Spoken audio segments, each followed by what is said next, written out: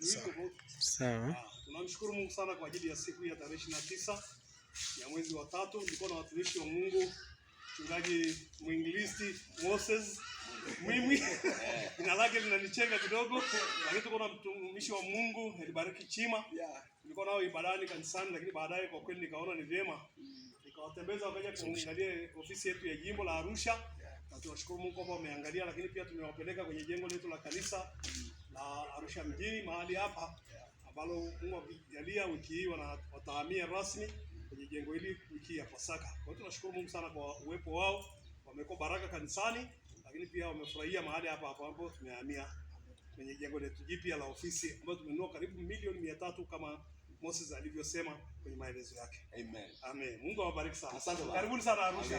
Amina sana. Amina. Wewe pamoja na askofu kwa kazi nzuri ambayo imefanyika mahali hapa. Kuwa na jengo hili zuri la ofisi, lakini pia tumeona jengo la kanisa. Tunapongeza sana kwa mpango mzuri wa maendeleo ya kanisa letu la ofisi. Amina. Tunasikia baraka. Tunatamani na sisi kujifunza kutoka kwenu.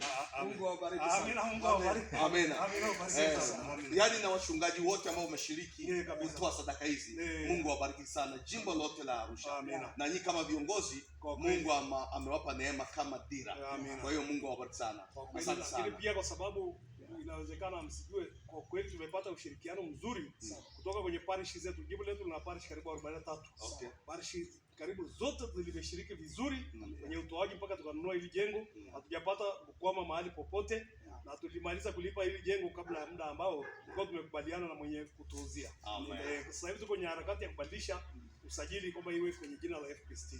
Kwa tunashukuru Mungu kwa ajili yake. Mungu awabariki sana wote ambao mmetoa sadaka zenu kwa ajili ya kusaidia ununuzi wa jengo hili kwa ajili ya ofisi ya jimbo la Arusha.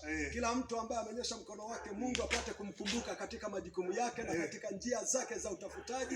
Bwana akamuonekanie. Katika jina la Yesu Kristo tunatamka baraka kwenu. Amen. Amen.